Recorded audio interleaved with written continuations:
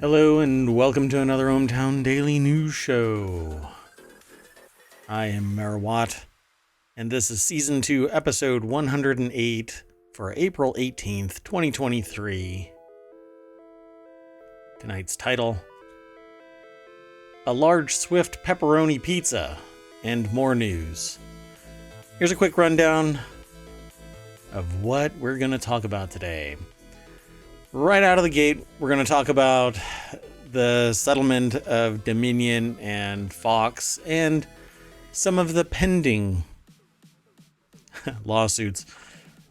I won't spend a lot of time. Why? Because it's a done deal. There's not much to say. You're not going to see any...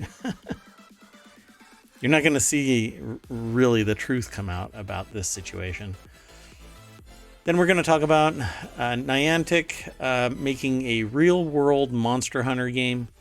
And then Lululemon used tiny organisms instead of fossil fuels to make nylon for its new shirt. I'm really curious about that.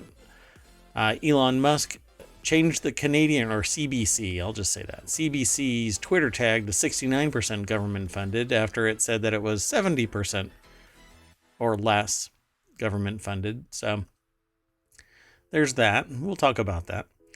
Ninth Circuit can believe it's not butter because it's a spray. FTC warns Congress that AI technology is going to be the end of us all. It could turbocharge fraud and scams. Yeah.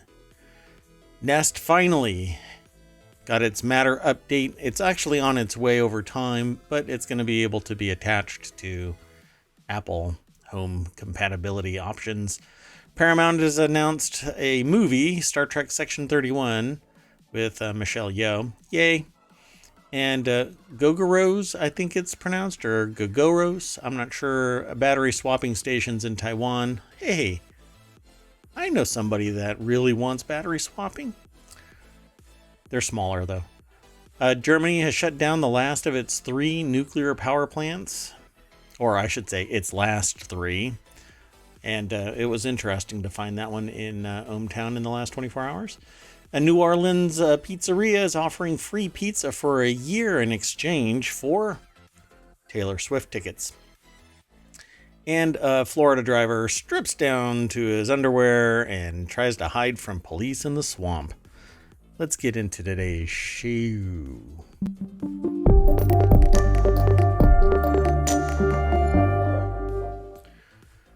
It's an interesting day. I am Merwat, that is ohmTown.com, and up there is the visualizer for the one, the only, the AI. Good evening, ohmTown citizens. Hey, you're still working. Look at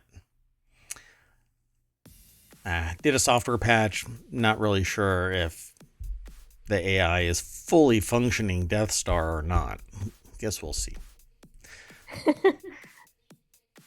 So, we already selected the articles. We actually have 12 tonight. And I'm going to try and not soapbox and go through these pretty quick. So let's do this. Let's do this. So from Mike Lindell to OAN, here's everyone.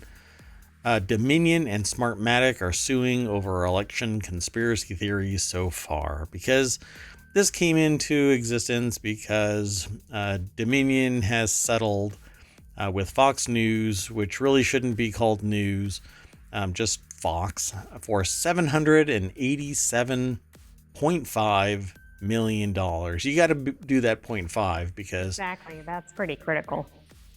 you're not 6'2", you're 6'2.5".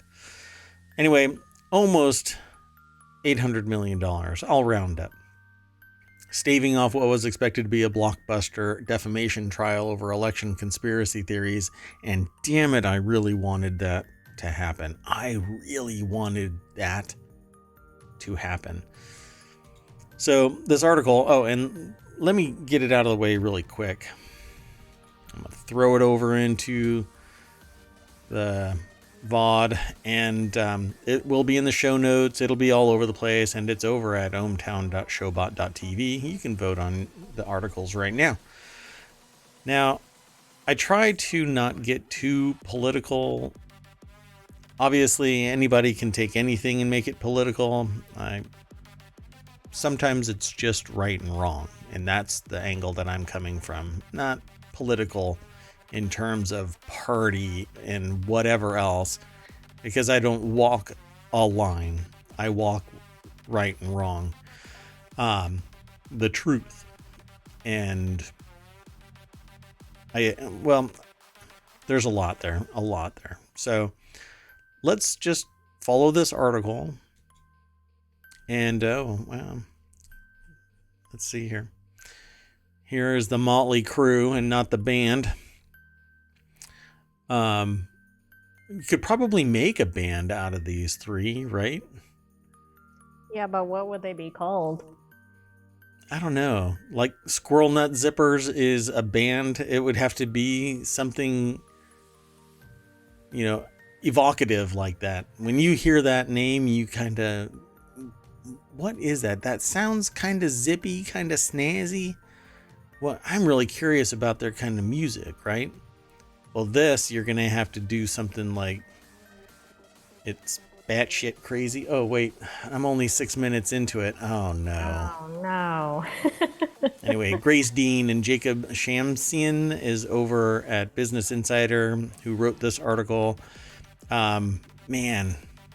Anyway, that was Mike Lindell and Sidney Powell and Rudy Giuliani, who are going to be crushed by the Dominion and Smartmatic lawsuits for defamation, because they are the ones that were saying publicly and loudly, using the bullhorn of Fox News to amplify their voices, however much Fox News was saying they're all crazy.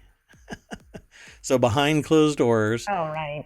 they were saying that these three were wingnuts, and lo and behold, they settle for almost $800 million. Now, what are these people going to do?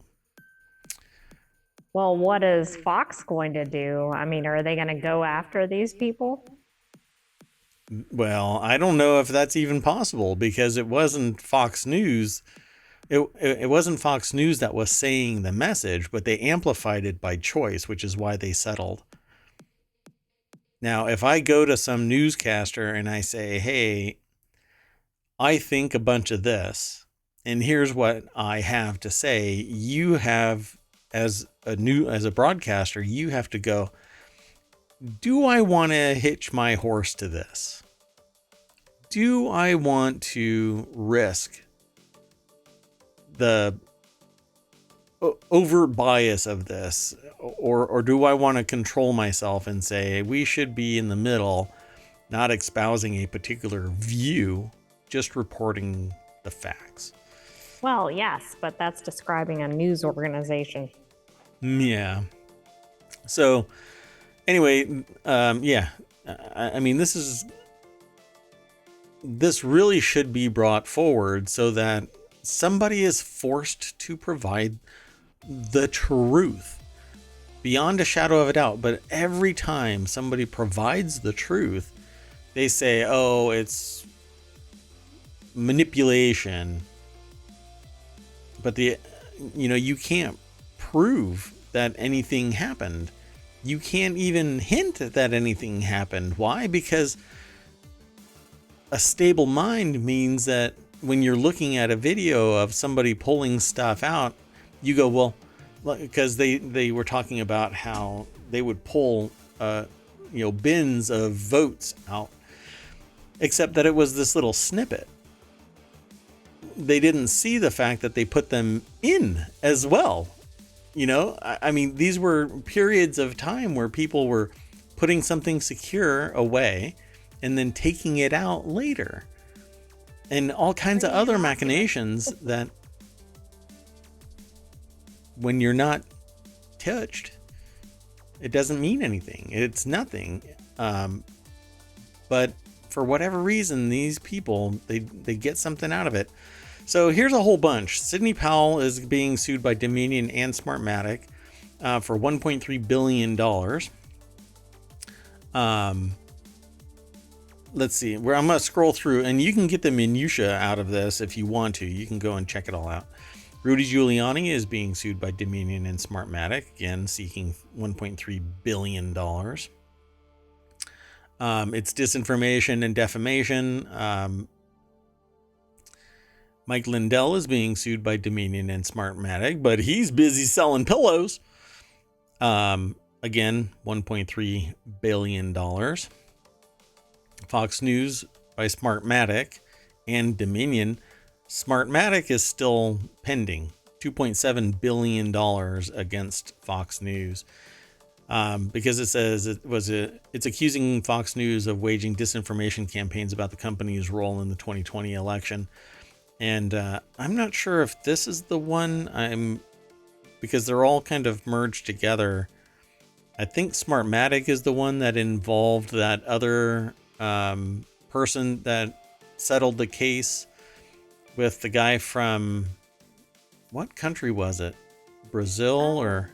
I forgot, but I know what you're talking about. Or Chile, I'm not sure. Janine Pirro, Maria Bartiromo, Lou Dobbs by Smartmatic. A 285-page lawsuit against Fox News also named hosts Lou Dobbs, Maria Bartiromo, Janine Pirro as defendants. How much is that one worth? And Newsmax is being sued by Dominion. Again, it's because of amplification of the wingnut contingent.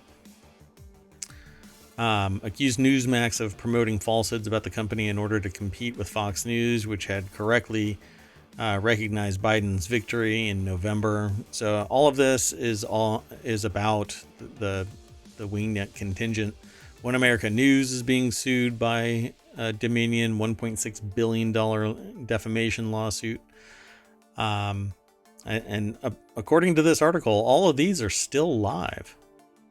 Right. Patrick. And I just looked up that other one was Fox News settled with a Venezuelan individual. Right. Yeah. And that's one where we talked about it briefly as well. Patrick Byrne is being sued by Dominion.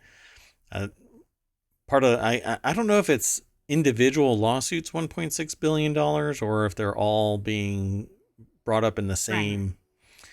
Right. It says the lawsuit accuses Byrne, a staunch Trump ally, of waging a defamatory disinformation campaign against Dominion. And this is something, and that's the last one in this list, but this is something that I had been discussing with people, that if you're going to bring down society, you impugn the integrity of the democratic process. And lo and behold, it actually came into existence. I was shocked that this started to become, I was watching it happen going, I can't believe that somebody's actually doing this thing that I used as an example of using technology to disrupt society. Because the question that I ask people when I give a presentation is, what is something technology driven that could be done by a bad actor to disrupt society in the largest way, in the biggest way, in the most impactful way? And they always say something like, well, I'll shut down the power grid, or I'll hack cars, or, blank the banking system, or something like that. But all of that is short-lived. You can recover from that in relatively short amount of time, unless you're really good and wipe out all financial records, where maybe, chaos might ensue. But usually what would happen is people would go, oh, there's zero evidence that anybody owns anything anywhere except for the houses that are being lived in by the very people. Okay, well, I think everybody should it's a wash. Good luck. That would probably be the most fanciful. But I've always been pretty steadfast that if you're going to destroy society, particularly a democratic one, disrupt democracy. And sure enough, that's where we are. So at any rate, One I down. was trying to find out if there were multiple suits, but I'm having a problem with my search results right now. Yeah, it's trying to find something in the noise is going to be really tough, at Well, and of least in course, real it's time. all dominated by this. Yeah. So we'll look into it, and if it becomes an issue where we need to talk more about it, we'll talk more about it. But right now, one big one down, a bunch of other little fish to go, and good luck to Dominion and Smartmatic for shutting this crap down. It is the equivalent of telling somebody at a bar who just keeps on spouting at you about crazy stuff to go back under the rock. And all of these people should just go back under their rock. But hey, Lindell's selling those pillows, baby. So the next article is over in the Late Night Geeks channel. Niantic is making a real world Monster Hunter game. If you're not familiar with Niantic, they made Pokemon Go. They also made another one further back. I can't even remember the name of it, but it was a hacking game. And you would go to nodes and try and hack them. Well, now they're going to be in partnership with Capcom to launch a Monster Hunter franchise mobile game that is probably going to be like the Niantic Pokemon game, except that now it's going to be these Monster Hunter or monsters. So let's just go over to TechCrunch, and Ivan Mehta is the author of this article.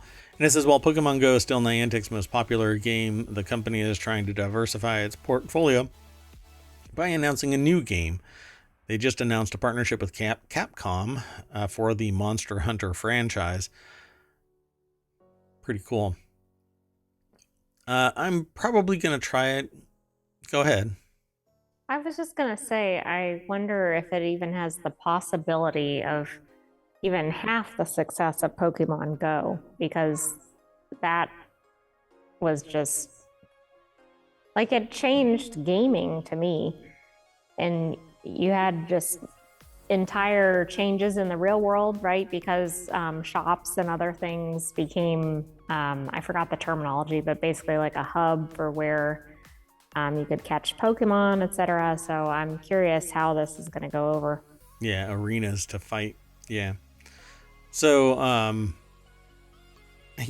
don't know. I don't see it as being even remotely close, but it might gain. It says the developer said on the website that they will start sharing invites starting April 25th to roughly 10,000 people. I'd be surprised if they get 10,000 people to play this game, but hey, marketing reach is what it is. They could probably get the whole world. They have access to the whole world, so maybe they can get 10,000 people. I just don't see Monster Hunter as being that big. I don't hear people talking about Monster Hunter like I hear and see Pokemon. I mean,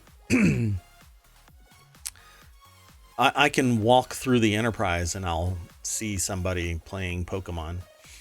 That's how popular Pokemon is, but nobody's sitting on their computer playing Monster Hunter. At least anecdotally, obviously. Well, they also have Parado, which is a game where you take care of virtual pets and take them on walks.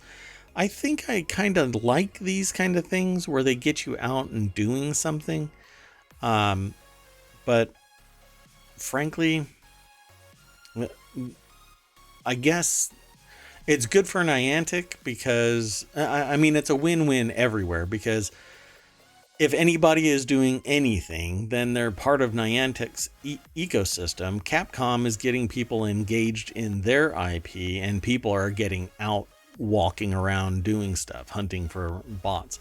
And once the cost is sunk, right? Once they've paid for everything, it's basically marketing and upkeep, which could be maybe 25% of overall operational costs. But I think that they'll hit their saturation point pretty damn quick. That's just me, though. It says the game will limit battles with monsters to 75 seconds, and people can use both landscape and portrait modes to play. Well, there's a feature. So you're going to take the role of a hunter. Players will venture forth and team up with fellow players in order to take down the fiercest monsters in the world, adding a social element to the thrilling experience. So Pokemon Go with different monsters. And I kind of figured that kind of stuff would happen more regularly than apparently even I, thought would happen. Because any game can be turned into this. In fact, Merwatt has a game like that. A monster-based Pokemon Go game where you walk out into the real world. It doesn't have AR though. I just haven't. There's software development associated with it, and I don't have an in-house developer, so it's never been updated for the new Apple and Android store. That's how old that IP is for me. Anyway, that said, pretty cool. If you're into the Monster Hunter ecosystem, then you're going to have something else to take your time up. And so you're either going to be out getting some exercise or playing the game on your computer locally and not burning those calories. Okay, you want to say anything else, or do you want to go on to the next article? No, we can go to the next one. Okay. So this next one is over on the Hatch Ideas channel because it has to do with business. Lululemon uses tiny organisms instead of fossil fuels to make the nylon for its new shirt. On Tuesday, Lululemon announced it's selling shirts made with nylon sourced by way of biomanufacturing processes from biotech company Geno. Do you think it's pronounced Geno, like GIF and GIF? I don't know, but I was thinking about, oh my goodness, are we tinkering with nature again? And that's how you end up with your bad bat. Or what is the other, what did they say that it was? It's not a bad bat. It was I can't remember. A raccoon dog. A raccoon dog. It was a bad raccoon dog. Okay. Catherine Clifford is the author over at CNBC. Apparently, that shirt right there is Lululemon's plant-based nylon shirt that launches on its website today. Huh. Is it gonna be that green all the time? Like no matter what? Well, maybe. I mean, is it made out of green plants? I mean, talk about being a green shirt. It's a green shirt. Where was it on St. Patty's Day? Man. I know. They didn't time their... the short sleeve shirt is made... Sorry, go ahead. I said they didn't time their launch very well. Yeah. They said that it was made from at least 50% biologically sourced nylon and at least 40% recycled polyester and 3% elastine. Itself made from 30% plant-based content, and the shirt costs the same as the conventionally sourced version. $78 for the men's version and $68 for the women's version. That shirt.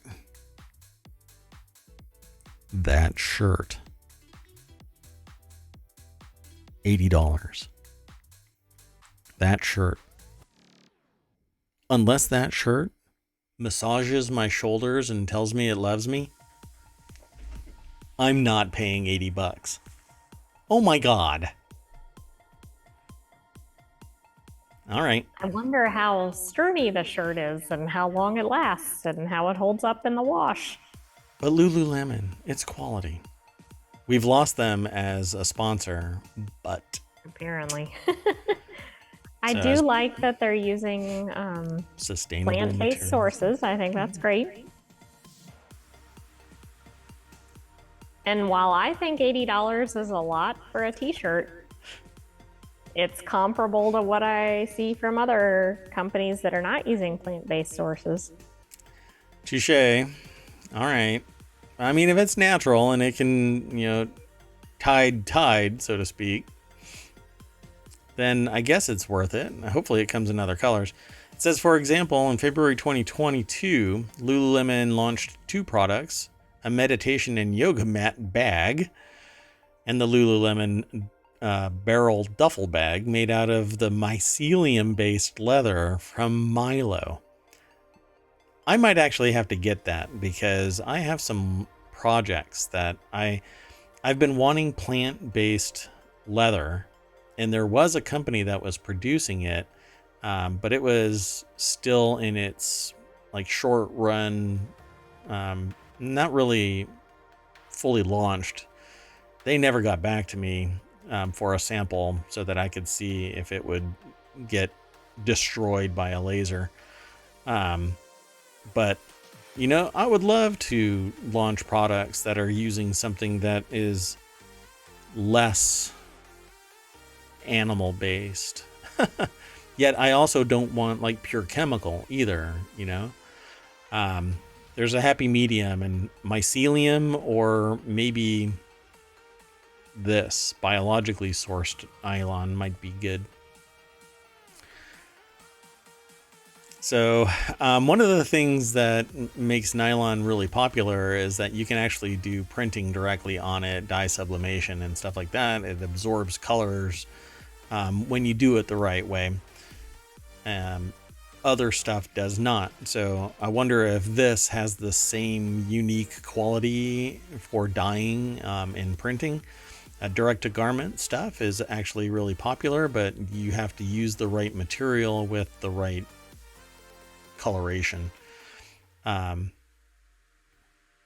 see here. Yeah, they get really into the technical side of it.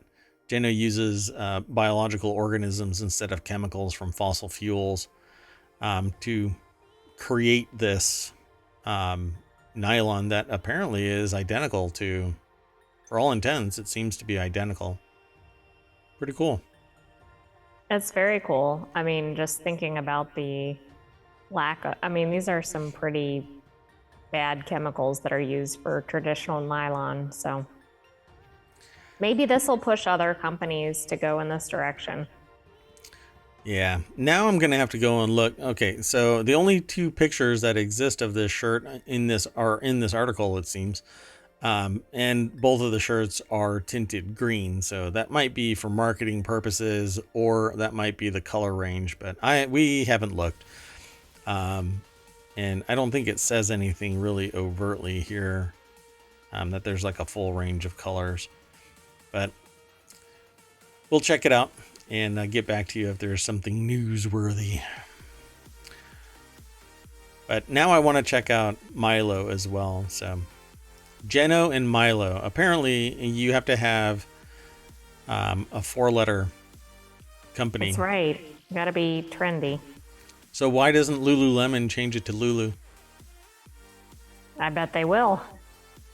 Maybe they haven't thought of it. Maybe they could go the FedEx route. That's exactly where I was going with this. The amount of paint alone on their jets would allow Lululemon to save millions each year. You ready to move on to the next article? Yes.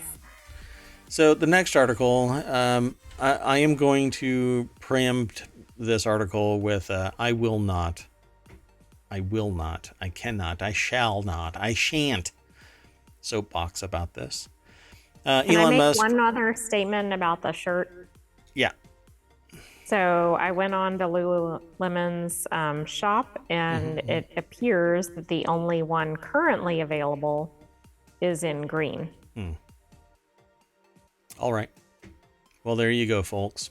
Do you want an $80 green shirt, or $70 if you're apparently female? So in a day and age where you don't really overtly go hard binary, adding $10 for the quote unquote male version doesn't. I was waiting for you to comment on that. Doesn't seem particularly enlightened, but hey, woke is thrown around like it's a slam, but to me, you know, if you are woke, it means you're awake. It means you are understanding of the complexities of society instead of literally closed-minded, willfully ignorant. I will embrace being called woke when the opposite means that you're asleep. All right.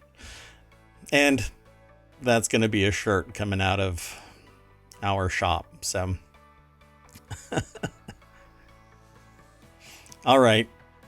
Okay, so let me reiterate this. Elon Musk changed the Canadian Broadcasting Corporation's Twitter tag to 69% government-funded media, saying it described itself as less than 70% government-funded. And so this is over on Twitter, and so several organizations have already left.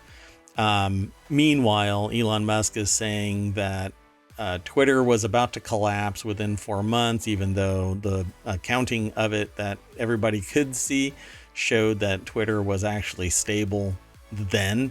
Now it's completely unstable with all the advertisers vacating the enterprise. He is now saying that they've all come back, they blah blah blah, but it's closed book, so nobody knows, because transparency is really his stock and trade. Har har har har har. Yeah, if transparency is now black paint, sure. Oh wait, no, strike that. It's actually white paint because he removed the W in Twitter on the building. Oh, that's right. So at any rate, because an adult business person does something as childish as this, even labeling stuff as poop emoji. Yeah, poop emoji when talking about to the press. And in this particular instance, this is a person whose businesses in 2015 got nearly it was nearly $8 billion worth of subsidies from the government for Tesla and SpaceX, both of which would have imploded if not for a very lucrative contract from the government.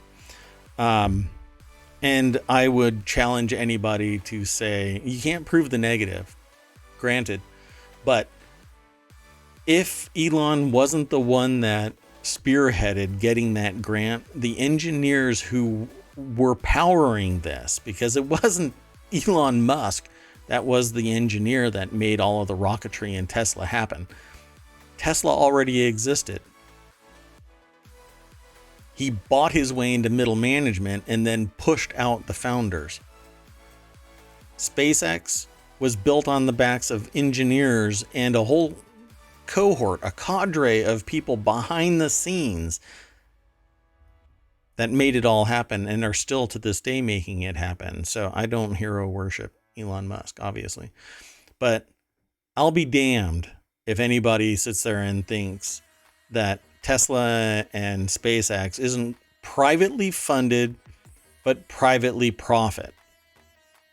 Because all of this money that's going into it isn't coming from private money. It's government funded to some degree, even today. And I'd have to go in. All I know is that 2015 number, close to $8 billion. So between 2015 and now, $8 billion in subsidies turns into, I don't know, probably about $44 billion worth of wealth. All you have to do is invest it and you can run the business or businesses. But one of the quotes from somebody else, not from me, I can't remember who the person is that said it, but I could pull it up because it's from an article back in 2015. They flat out said, he goes where the government money is.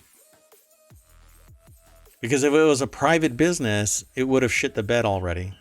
And somebody else would have picked up the pieces and refired the engines. But it's public money in private profit. So, kiss my ass. Okay, anyway, did you want to say anything before I go over to the source? Nope. No. All right. So Matthew Lowe is the author of this article. And again, it's Twitter. And if you stop talking about him, then more of this kind of stuff comes out, right? Like, Well, he loves being in the spotlight, right? yeah. Even though, as I said earlier today, I don't understand the guy. Even if I hear the beginning to the end of a conversation he's having with somebody, I feel like I've walked into a conversation 70-80% of the way through, and all I do for the remaining 20% of the conversation is go, what are you talking about? What are you saying? Can you repeat that? I don't understand. I really don't understand. And I don't know what it is. I really don't. I just become flabbergasted because I don't hear what everybody else, well, a lot of people seem to hear, where they say that he's brilliant, he's smart, he's blah, blah, blah. Yeah, but To how me, much of that is bandwagon stuff? Like one person says it and then everybody thinks, well, the person must be brilliant, but are they actually assessing that for themselves? I don't know. I don't know. I was listening to that board meeting and I did not discern any cogent statement. Well, I certainly didn't hear anything earth-shattering. Yeah. Well, public broadcasting services are to some degree government funded because a lot of places request funds. They apply for grants. They apply for subsidies. And they're granted. That's the purpose. If an organization applies and the government deems it worthy, then here's some cash. And other organizations have done investigations into the spending of government money, and it is typically an 8-to-1 ratio. You get 8 more for every dollar you spend from taxpayers. You get 8 times the benefit. And this is an old school POGO report. So it's an organization that reviewed government spending. Project on Government Oversight. Yeah. And they do this report periodically. And the people, there's always, in every organization, there's lazy people, there's bad actors, but there are more stars in government than there are not. So government employees, civil servants, etc., knock it out of the park. They get paid less and they perform better. Now, for-profit organizations, they pay much, much more, but they're not comparable because government doesn't have a profit motive, but private industry does. That's what keeps them going. Whereas the greater good is why people go into government. But they don't go into government contracting for the greater good. The private companies that get into government contracting are doing it because they can make big, big, big money. Why do you think SpaceX and Tesla get subsidies? Because it's other people's money and they're not going to turn it away. But then they buy Twitter, billionaire buys Twitter, and then starts labeling things as government funded. Seems hypocritical to me. So, and that is a cogent statement. Anyway, several other news organizations, such as the National Public Radio and Public Broadcasting Service, have in recent weeks been tagged with the same label, and they have left. And I urge everybody to go on Twitter and just start reporting all of NPR's articles in their shows and start talking about it. Because what are they going to do? Tag everybody as being a government actor? Well, if you want to completely destroy Twitter, start hyping up public media. Everybody, go out there and start hyping up public media. Did you want to add anything to this? There's much, much more in this article. No, I think you've covered it. I mean, the guy is just meme driven and has to stay in in that context. You know, if there's any professionalism, it has to be on the backs of other people. And he's so disconnected that him losing $1 billion doesn't really mean much because he's making more on the investments on the other side. Right. It just seems like he's disconnected from reality.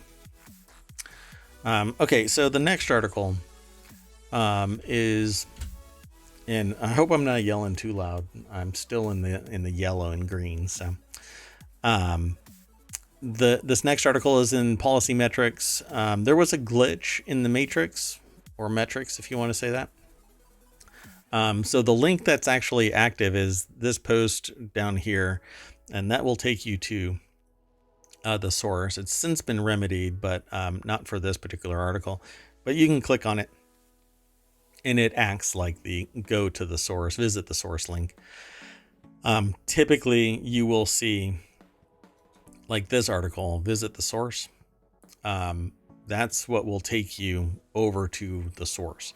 But this one was broken. Anyway, FDA regulations set out different serving sizes that should be used on nutritional labels for different categories of food. And in the fats and oils category, regulations have different sizes for butter, margarine, oil shortening, butter replacement, powder, and spray types. So consumers sued the makers of I Can't Believe It's Not Butter spray, contending that the serving size on the label was misleadingly low, referring to 1 spray for a cooking spray application or 5 sprays when used as a topping. The plaintiffs argued, though, that to equal 1 standard serving of butter, a consumer would need to use 40 sprays of the product. Well, the Ninth Circuit held that under FDA's regulations, though, the product falls into the spray type category, even if marketed as a butter replacement, and since the serving size used on the label was consistent with the FDA regulations for spray types, the FDCA preempted their California law claims because everything in California causes cancer. That's not what they said at the end. That's just me cracking That's just joke. a separate issue. Oh, is that the whole article? Oh, my goodness. Okay, so I hadn't even clicked this thing. Anyway, it's over at citizen.org or Public Citizen. As it's known, that is its marketing name, but citizen.org is the website. And it's written by Adam Pulver. That whole thing, I just basically said the whole thing. I thought that it was a snippet because that's what the aggregator aggregates, but that's what's provided by them in the process. So at any rate, I always find this kind of interesting because what are the little mints, the Tic Tacs? They're the 1.5 calorie mint, right? Because each one basically has so little sugar. They actually say that it's calorie free, 0 calories. Like the whole thing is 1.5 calories. But who eats just 1 Tic Tac? Exactly. You could eat like a half a container or something. I mean, depending on the container, but So the benefit, though, of a spray, and this happens with nutritionists where they sit there and say, you know, you can get the same taste by using a spray than using a big old pad of butter because you're spraying more of it. You're basically covering your taste buds with an equal amount so you get the same flavor. And so you should use a spray. A lot of them say that about what is it? Olive oil. You yeah, I shouldn't was thinking use like salad dressing or something. Like basically the point is use less. and you get the same flavor if you use a spray, and you don't get all of those extra fat calories. So I guess what these people were doing is the equivalent of Red Bull gives you wings. Well, it takes 40 sprays to create the same volume as a pat of butter, and therefore it's not the same. You're ripping us off. Come on now.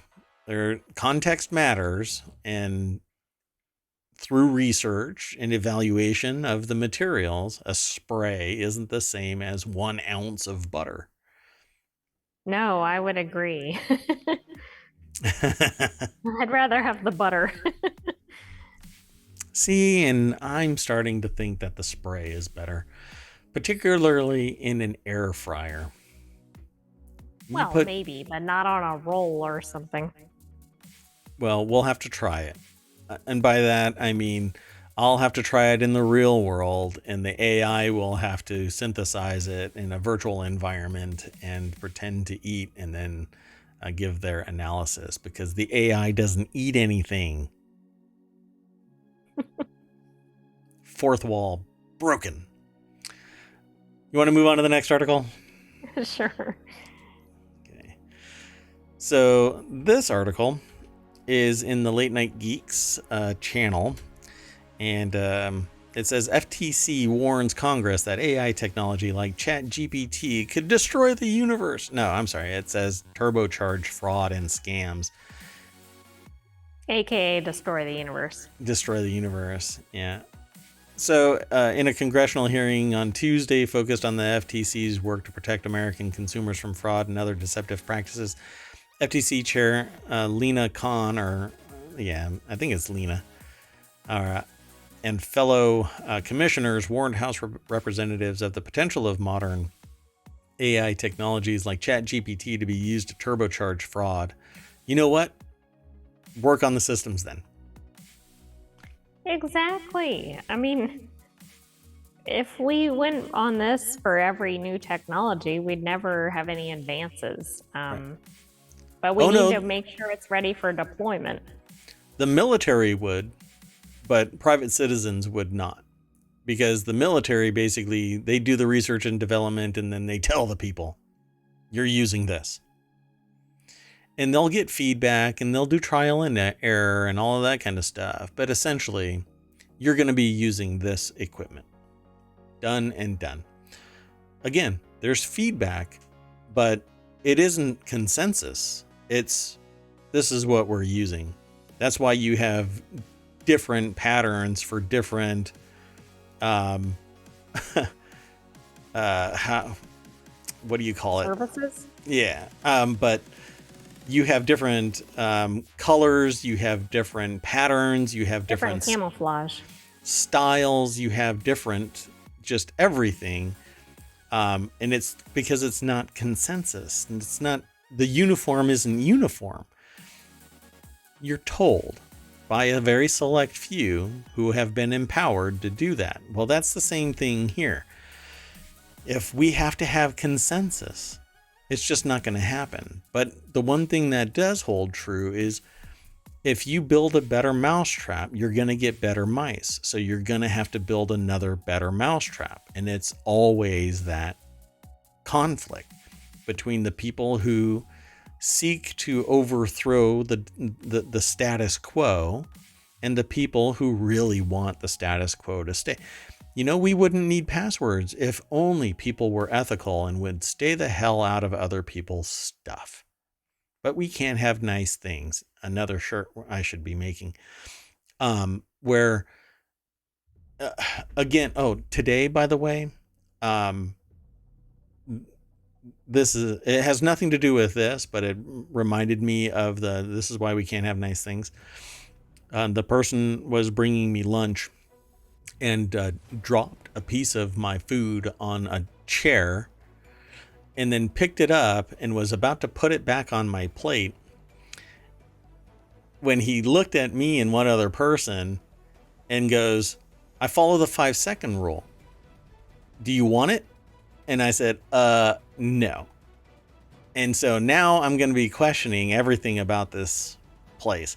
And I won't say the name of it, but let's just say that I've always enjoyed it. And now I'm like, this dude do this before and not tell anyone because he follows the 5-second rule. But this is why we can't have nice things. We can't have nice things because people turbocharge fraud. It's not AI. AI is just a tool. And if you turn off AI because the tool is the tool that has caused great harm, then you have to park your cars. You're not allowed to drink any alcohol. you're supposed to just sit at home, and even then, your light switch can electrocute people. All kinds You're of not stuff. safe anywhere. You're not safe anywhere, but you can take protective measures. You, as a consumer, and the providers of the mechanisms should be stopping fraud at the point of sale. How do you do that? Well, predominantly make sure that every transaction is a two-factor transaction. You go to pay something and your phone gets a message saying, did you just allow this transaction to take place? Yes. It's as simple as that. So why not do that? Is it more complex on the back end? Yeah, absolutely.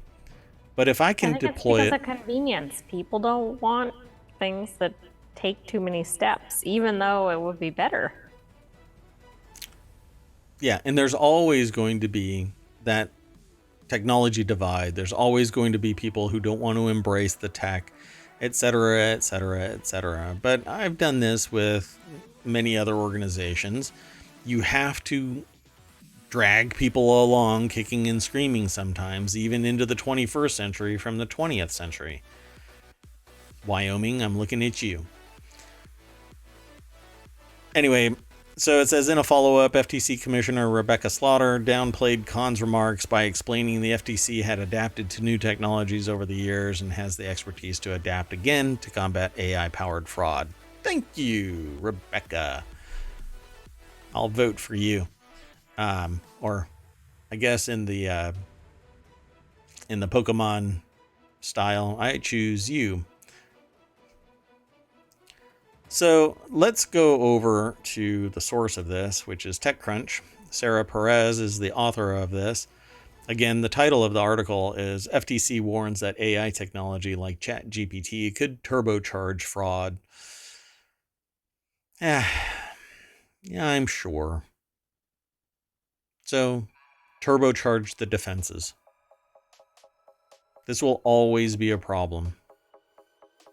Well, and it's also, I mean, right, if there is a new technology, isn't that a huge potential for fraud because people are going to figure out how they can scam that area? Well, we're changing the way that passwords are utilized because technology has evolved and made it impractical to use either only a numerical password or only a alphanumeric password. The moment that you add complexity, it increases the time to crack the password. But if you use a passphrase instead of a password, and you don't limit it to 8 characters, you add complexity and you do the same thing like a special character, alphanumeric character, caps and lowercase, etc., and you make it 15 characters, you have the ability to basically not have to. If you had an enlightened IT organization, you wouldn't have to change your password for about 700 billion years. But if you follow a weaker password profile, even if it's a 14-letter password and it's all alpha, not alphanumeric, just alpha, it's cracked immediately. All the way up to 14 characters. 15 characters is where it actually switches again, that there's a little time frame, but I think it's 2 minutes. So we evolve. Just like when cars first came out, there was a 5-mile-per-hour limit because the technology wasn't all that great and it would scare horses. So this person here, let me back up. Khan, right? Let me back up. Who is it? The Federal Trade Commission's work to protect American consumers from fraud. The FTC chair, Lina Khan, is basically the person saying, we can't scare the horses. I think it's ridiculous. Make society smarter, faster, stronger, brighter, more aware, make them click with care, make them understand that they are an integral part of the security apparatus. They're also the weakest part of the security apparatus. And when I can actually say this, just a couple of days ago, someone I know had their identity stolen and a credit card opened up. They literally knew their social security number, their address, and other personal identifiers, to the point where a credit card company granted that person a credit card. So yeah, humans are the weakest link, and part of that is they're weak ethically. You know, nobody should sit there and commit a crime just to whatever this is. You know, use AI. What AI are they using? If you do a subpoena of the AI companies and say, hey, did somebody run a report, or did somebody do a request to create this, or whatever it might be? There's always forensic data. You'll be able to find the people. There's always forensic transfer, even digitally. So anyway, there's much more to this article as well. The agency also noted that it launched a new office of technology, which, all right, this must be the largest organization in the history of the federal government. Office of Technology in February, with the goal of supporting the agency's law enforcement and policy work by offering in-house technical expertise, which could help it keep pace with technological changes. Okay, wait a second. Is this the first time they've had that office? I mean, maybe they had those functions under other titles or whatever, but I'm thinking, wow, it's 2023. You would think that there is a whole... Everybody is... That's exactly it. I mean, it's not pace. The Department of Agriculture or something, which I know there's still technology involved in that, but there is. FTC sounds like everything would be technology related.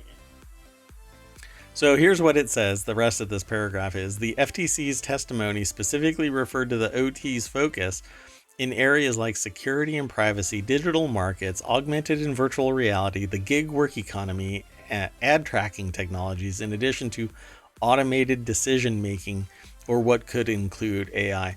This is like a quantum shift, okay? Because all of these, you know, security and privacy, digital markets, you mean everything?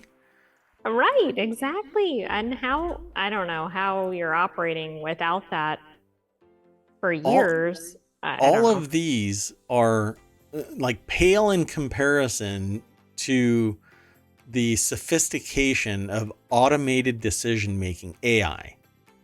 Okay, we've had automated decision making. We have always referred to them as expert systems. Now they're artificially intelligent expert systems, where you can basically ask it a question. But how many reports have we seen where people said it's all just bullshit? It just spews out something, and ta-da, you're supposed to be treating it like it's gospel. And well, I should rephrase that, because anyway, so it doesn't even make any sense that keeping up with the pace of technological changes, you better have an office that's dedicated to AI, because if they're doing all the rest of this, they're overwhelmed immediately. Right, and it's like the automated decision making is just kind of an afterthought. I mean, at least as it's written in the article. And it's the reason why SCADA systems were such a problem a decade ago, because they just plugged them into the internet. Oh shit, look. We're getting hacked. Happened because of that. Yeah. Afterthought. Ethics and security. Those are the two afterthoughts.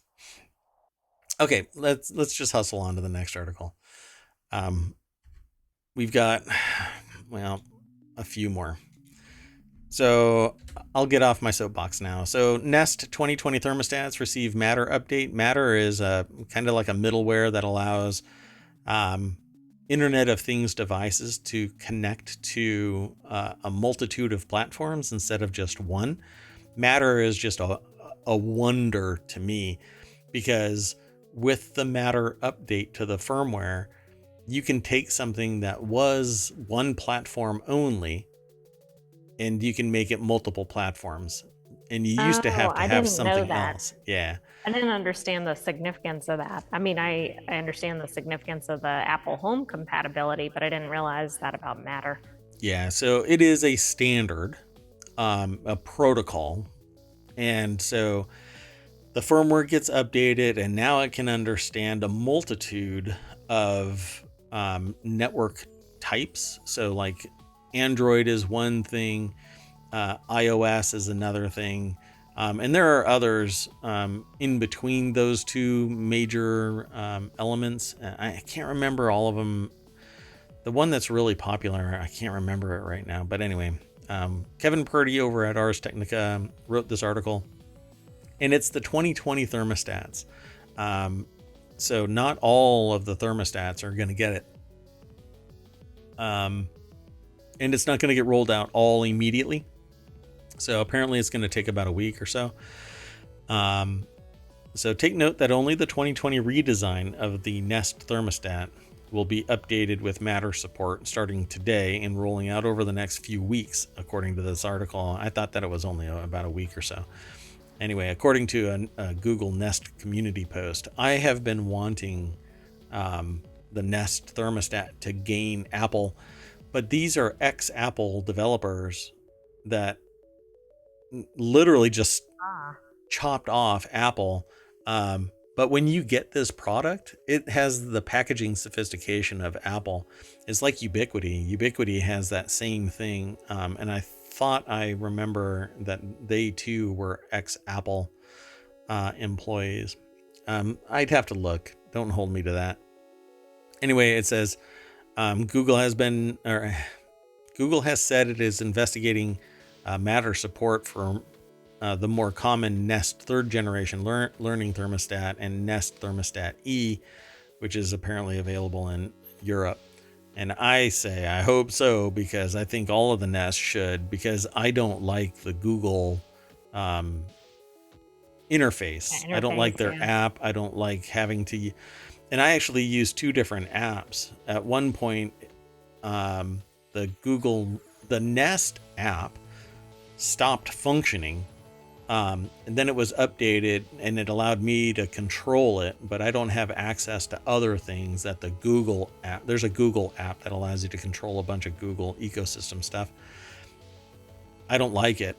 I want to do everything in one system, and it really behooves everybody who's developing technology for home automation to make it as multi-platform compatible as possible.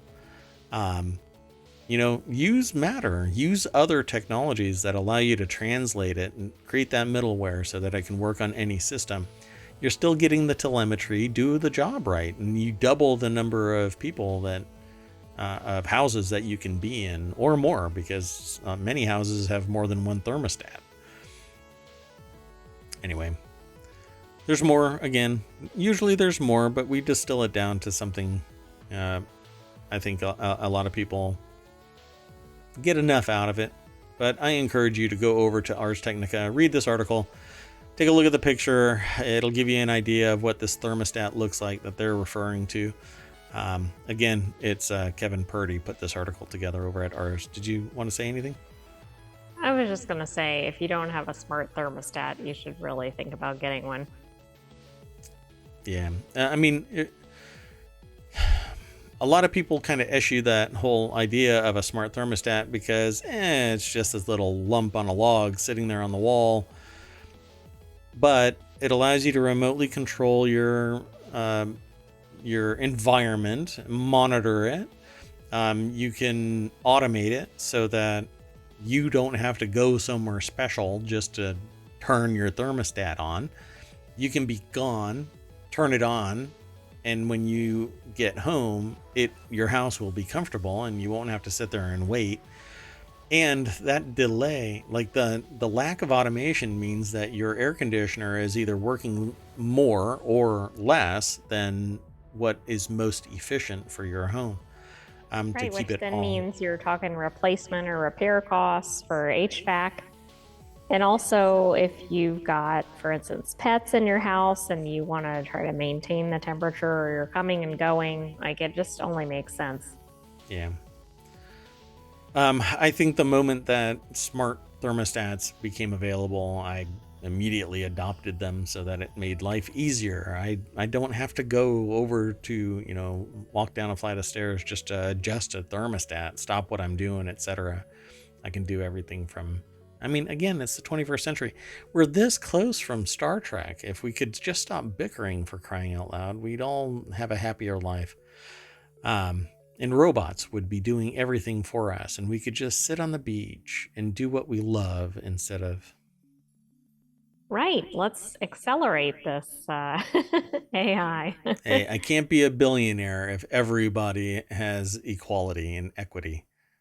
You know, you got to have some pores. Let's move on to the next. Oh man, the AI really doesn't like it when I say that. Okay, But that's why so you're saying it, to get a reaction. maybe I'm testing your social coping programming. Okay, so the next article is over in the Late Night Geeks channel. Paramount Plus announces an original movie, Star Trek Section 31, starring Michelle Yeoh. Yay! I always say that because I totally dig. I dig Michelle Yeoh. I dig Star Trek. Section 31 is new because it really came to fame in Picard, right? No. Sorry, it wasn't Picard. Is it in Discovery? It was Discovery. That's where it popped out. Where they're basically like Black Ops with the little black communicator, and they had all of this special equipment and stuff like that.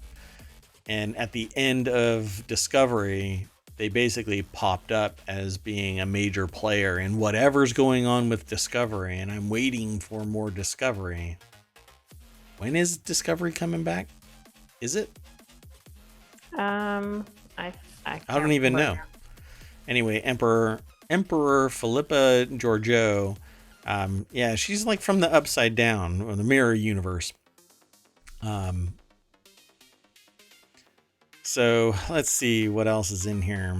All the way back in 2017, before the first season of Star Trek Discovery had even aired, Michelle had the idea to do a spin-off for her character, Philippa Georgiou, said executive producer Alex Kurtzman.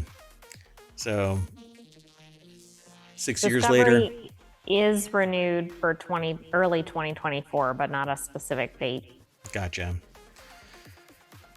Because they left it hanging. I think the last thing that I remember is that there is something hostile embedded in a shuttle or something like that, and they're trying to figure out what the hell it was. Man, I want to talk about more of Star Trek, but no, I won't. I think this will be cool.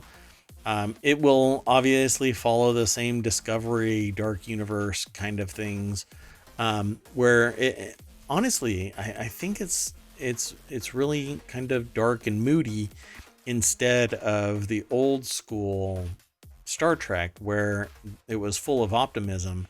This one is a little too gritty, but every episode is like watching a movie. The movie is going to be. It's great. Yeah. I still dig it, but I think that it's still too dark for what Star Trek. At least I grew up with old school Star Trek, not to date myself, but nobody else is going to date me. Anyway, the idea of the old school or next generation style, positive, light and airy, like it's literally night and day. If you look at the bridge of Voyager or the Next Generation or the original series compared to the modern Star Treks, it's dark and foreboding. It only got darker in the Mirror Universe. So I don't know. I don't think anything's going to change, obviously, off of my statements, but I would love to have a more positive, upbeat, friendlier type of environment. You're supposed to go and meet new societies, new planets, new races, new everything, if you even want to refer to anything now as race. But meeting new people. You can't do that if everything is freaking hostile all the time, right? That's probably true. And I remember reading an interview about the original Star Trek creation, etc. And it was, I mean, it was all about creating hope, etc. Yep. So Lauren Forrestall over at TechCrunch.com wrote this article. There's a lot more in the article. I always have to say that, just to remind people. But we're going to move on really quick because we're going to make this run really late if we don't. Pretty typical. I should probably turn this into a 2-hour show, but I'm going to save everybody on the podcast some 30 minutes or so. So let's keep on trekking through this. The next article is over on the Late Night Geeks channel, and it is Gogoro's battery swapping stations in Taiwan are now virtual power plants. So you can actually charge stuff from them. In this case, NLX is providing power back to Taiwan Power Company, Taiwan's public electric utility. The state is supporting NLX's VPP as it works to reach net zero emissions in 2050. One way Taiwan hopes to implement its energy transition is through improving energy system reliance. See, this is what a country should be doing. This is what a region or a state should be doing. It should not be regressive. It should be trying to pull itself away from fossil fuels, having to lean on foreign countries to generate those fossil fuels and provide them at taxpayer costs or in the supply and demand dynamic, ever increasing costs. Why not focus on solar, wind, hydro, and nuclear, get away, and geothermal if it's possible? I mean, you could probably stud Yellowstone National Park with geothermal mechanisms, because there's different types, and create the entire nation's power off of these geothermal processes that are all over Yellowstone, and then just run that power out. I mean, we have a national grid. Let's facilitate this. But no, we have to follow the oil and gas companies because that's what we do. Arguably, I'm looking at you, Wyoming. And honestly, I don't think that they are defensible, right? If there is a conflict, solar arrays are wiped out, wind are wiped out. The hydro is a little bit more defensible because it's very limited, and you'd have to get to them because they're dams. But there was an entire bomb that was designed during World War II, where the plane would fly over the lake that's behind the dam, and the bomb would skim across the water to detonate when it hits the dam. Oh. Because they wanted to get rid of the dam, so they build a better mousetrap. That's just how it works. And that's what's going to happen in this. The only portable and defensible is either oil.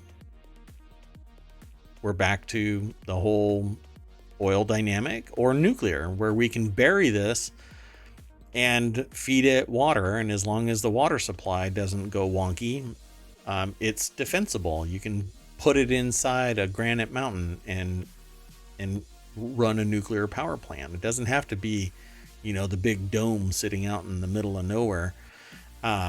It can be truly defensible, but all the rest of this green energy, it's not defensible. One airburst and all of the solar panels in a massive region can be wiped out, and it can be from near orbit. This stuff would fall with enough velocity to just puncture everything. All of the glass would break. Anyway, the reason why I say this and brought all of this up is because I think that organizations like this that are facilitating battery swapping means that it's more efficient. You can go into it like a gas station, and they actually have a picture of what it looks like. And so you can just go over and grab a battery and stick it in your electric scooter or whatever it is, and put the old one in, and you basically pay a rental fee.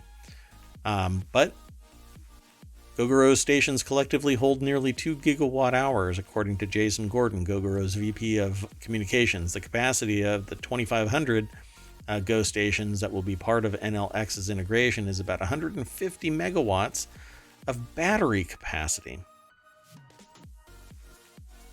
Now, I think this is great. I mean, we need to see more of this. see, and what it's all, this is basically a smaller version of a Tesla, right? You just ride up with your scooter, you pull out a battery, you put your old battery in it, it starts charging and testing, alerts a person that there's a bad battery. If there's a bad battery, I almost said bad bat. That's what I was thinking as you were saying that. And but then there's multiple batteries. So if it tests bad, then somebody's going to grab a different one because it's going to have a red light on it. And the same thing should be done. You shouldn't be buying batteries. A company should be spinning up the process of fast swapping batteries and EVs and motorcycles and everything else. I wish that I could get in on that, but it takes, I don't know, a government grant and subsidies to make it happen. Oh, by the way, those EVs that everybody is buying, those are offsetting the true cost of those EVs. $7,500 tax credit and $2,500 California break means that it's $10,000 cheaper in California and $7,500 cheaper because government subsidies are offsetting it. Yeah, most of those have gone away very recently, but I agree. But they'll be not back. Reflecting the true cost. Yeah. Right. They'll be back. All it takes is the public applying pressure and lobbying. And the same money that was given out as a grant is coming back in as lobbying money, for crying out loud.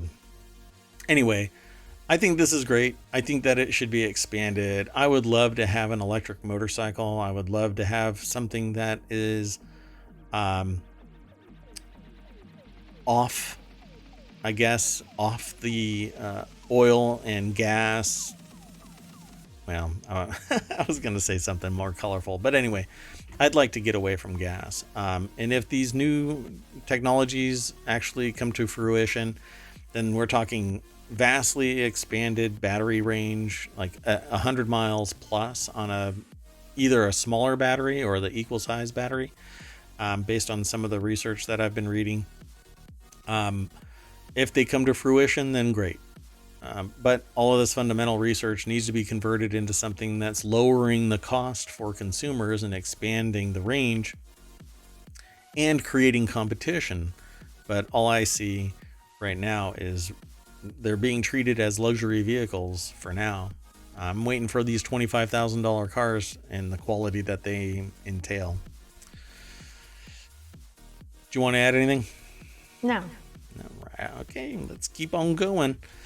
The next article is in the Hatch Ideas channel. Germany has shut down its last 3 nuclear power plants, and some climate scientists are aghast. That's right. Actually, about a week before this, I saw a report that somebody put together that basically broke out France, Germany, UK, I think it is, and somewhere else. I can't remember now. How much was actually being generated by what sector. And I was surprised when this came through ohmTown that Germany is shutting down its nuclear power plants. It's finally pulling itself away and being energy independent from Russian oil, Russian power, right? Natural gas. And they shut down the nuclear power plants. So Germany shut down the last 3 operating nuclear power plants on April 15th, despite a last-minute plea from prestigious scientists. This is an article by Catherine Clifford over at CNBC. And that's a lot of money to be shutting down, and it's still functioning. So the move was expected, but nonetheless seen as a blow to climate advocates who support nuclear energy as a clean, zero carbon source of electricity. And essentially, it's a steam engine. It just has this dirty side that actually it can be mitigated pretty exquisitely nowadays. Others who fear nuclear accidents believe closing the reactors is a wise decision and paves the way for Germany's stated commitment to ramp up its renewable energy.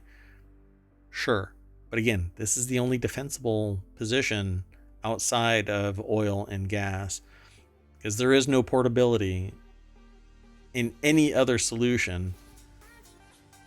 All you have is nuclear power and oil and gas. Oil and gas is the only thing that's portable and defensible.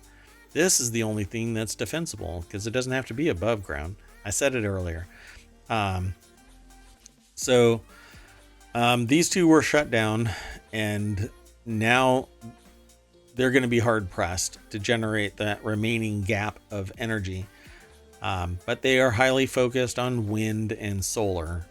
And they've been doing a bang up job of getting out of oil and gas. Are you observing something?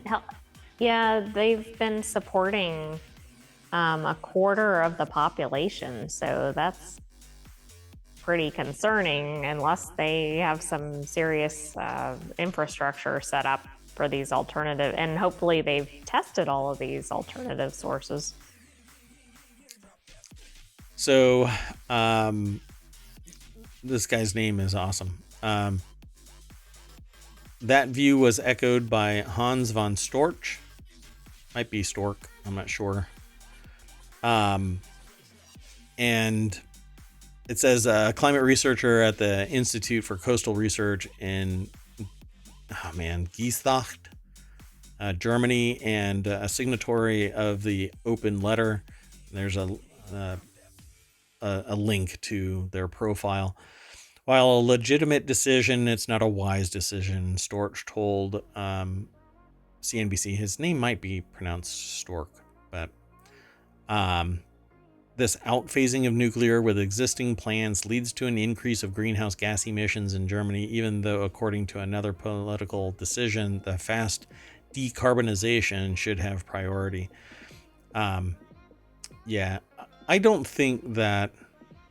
I think fear of nuclear accidents is a problem in and of itself, because these modern nuclear power plants have protections in place to prevent from what happened in Chernobyl and other places from occurring. It's just not going to happen. Now, I will be very sorry if something actually does happen, because some things, catastrophes happen, but we learn how to deal with these things through fundamental research, and this actually provides a great mechanism for fundamental research, and we'll be able to figure out how to solve this problem as well. I just don't think that shutting down nuclear power is the smart move, particularly if you're trying to get away from another country's stranglehold on your society. Yeah, if nothing else, just the timing is off. Why would you try to lose two major sources at the same time? And how long does it take to spin up a new or refresh an old nuclear reactor? Like, this just seems like, are they thinking in the long term? Yeah, the last time that I looked into this,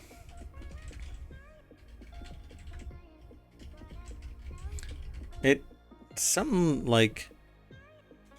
depends on what they do. If they leave everything in situ and they don't decommission everything, then it can be fired up in a day. Oh, I didn't realize that. They'd have to make sure that everything is safe and secure and nothing, because all of the material over time still degrades. But I thought I read something like taking 10 years to spin it back up if there's nothing. So Anyway, so it says nuclear power plants are a hindrance to the energy transition. They are not able to run in stop and go mode and cannot really compensate for power fluctuations that arise when using solar and wind energy. So they're talking about the lag of power generation, but that's really not a problem. It generates a set amount of power. What isn't actually consumed is dumped. All it is a steam engine that turns a turbine that generates the power. And so you figure out how fast those generators can go at maximum efficiency, maximum speed, and that's the maximum that can be generated with this steam engine. So I could care less if energy that's produced is dumped somewhere. It's dumped to ground. I could care less, because all I want is regular, reliable energy provided to the masses.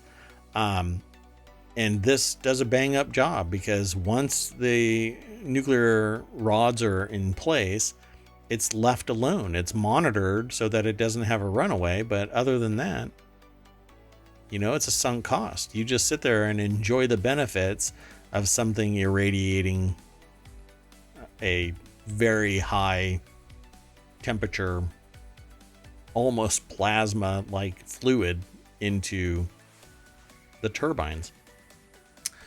But there's wear and tear and cost and maintenance and babysitting and stuff like that. So anyway, let's keep on hustling, because I can keep on talking about this stuff.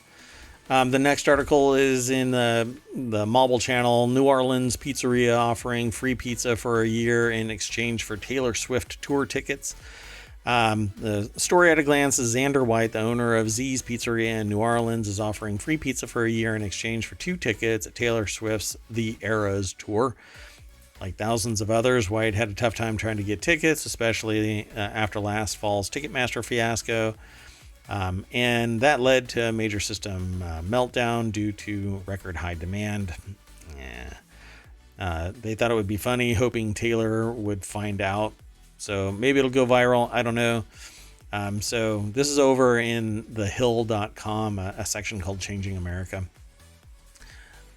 They said there's no bad blood if they don't get them. Kenny Lopez is the author. This video has absolutely nothing to do with it.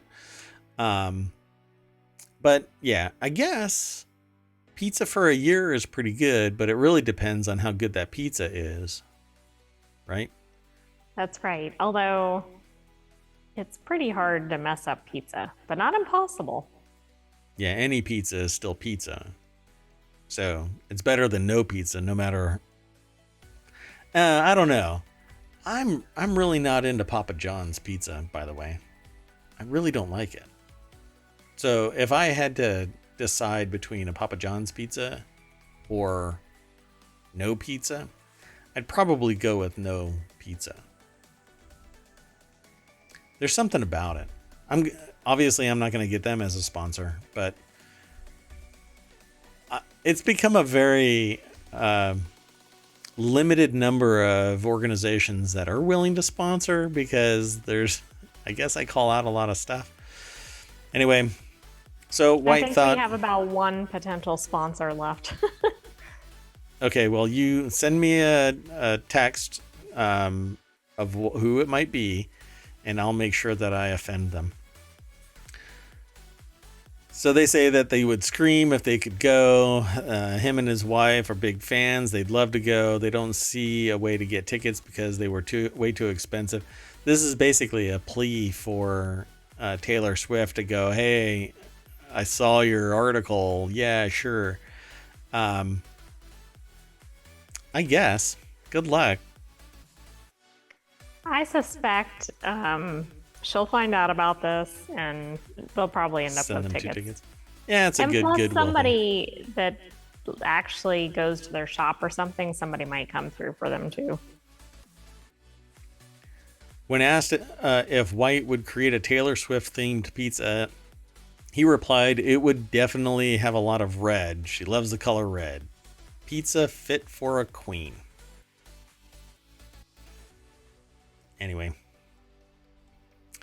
that is not the pizza dude anyway. Okay, No. so the last article for tonight, when this floated through ohmTown, I just died. Florida driver strips down, hides in a swamp to evade police after crash. What's really funny about this is whenever I think about evading police nowadays, I keep thinking about LA. Yes. Almost daily, there seems to be high-speed chases in LA. But the moment you think stripping down and hiding in a swamp, it's Florida man. So, a man had been driving without insurance or a valid license when he fled the scene after crashing into a semi-truck. Because of course, that's what you do. And like the last article, this video has absolutely nothing to do with the article. Thomas Kika is the author of the article over at newsweek.com. And it says the incident occurred around 8:30 p.m. Eastern on April 10th. We're just hearing about it now because it's floating through Newsweek and hence through ohmTown. On April 10th, near the city of Mulberry, Florida, which is just an awesome name for a town where somebody's going to strip. And I'm telling you, there's so many short stories that can be spawned from just reading the news. Just south of Lakeland, if that helps you geolocate where this is taking place, when a Nissan Sentra crossed over the center line on Highway 640 and collided with a Kenworth semi-truck. Glad that they named it. The Miami Herald reported. So it's not even from Newsweek. It's a report from Miami Herald. Deputies with the Polk County Sheriff's Office responded to the scene and learned that the driver of the Sentra, 23-year-old Mulberry resident Zachary Brooks, had a seemingly panicked reaction to the incident. And instead of just saying, here's my information, like what took place today when somebody rear-ended an associate of mine, he apparently ran away, stripping their clothes off until they were down to nothing but underwear, and then hiding in the swamp next to the accident scene. I don't know. I'd rather face an infraction about driving without a license than facing an alligator when I'm naked in a swamp. I dig this. Okay, my first reaction was, you never want to strip down to nothing but underwear when search dogs are chasing after you. It's just not what you want. You don't want to be that compromised, right? You don't want to be that exposed. In a statement to Newsweek, Polk County Sheriff's Office said Brooks didn't do much talking to deputies after they caught him, and as such, no precise motive for his panicked response is known. It confirmed that the man seemed eager to comply with deputies once found. So it confirmed that the man seemed eager to comply. What's going on with this person? Yeah, this is just odd. Yeah, what a bummer. Now, I think that this is probably going to turn into like felony because they were in an accident and they have a license that's suspended or revoked. And no insurance, I think. And no insurance. And they ran. Is there something else that happened before this that also caused the panic? For example, do they have an outstanding warrant or something? Who knows? Yeah, they probably would have brought it up in the article. It says, despite the oddity of the situation from April 10th, fleeing law enforcement by hiding in swamps is a seemingly common tactic in the Sunshine State, dotted as it is with numerous swampy regions. Is this the swamp that should have been drained? Oh, never mind. I don't know. Okay, folks, that's it. We are done here in the ohmTown Daily News Show for today.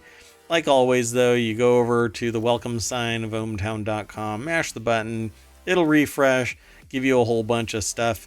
I must be logged into my admin account. So you get to see some of the functionality that only I see typically. At any rate, there you go. We We usually scroll through this and find something that might be interesting, but I don't know. You see anything interesting right away? No, but that doesn't mean there isn't. You're scrolling too fast. No, sorry. How about that? Okay. Anyway, that's it for today. I am Mayor Watt. That is ohmTown.com, and up there is the AI. You want to say bye, AI? Good night, ohmTown citizens. We'll see you tomorrow at 9 p.m. Eastern. 9 p.m. Eastern. Be here or don't be here. You can still watch the VOD later, or go over to YouTube and watch it there, or download the podcast, or come and hang out on the Discord, but I'm not really there either. Or there's the Patreon, but the Patreon isn't really fully functional or fleshed out. And I don't know what I would give you as a bonus for being a Patreon supporter other than my undying gratitude. Is that everything? I think so. See you tomorrow, folks.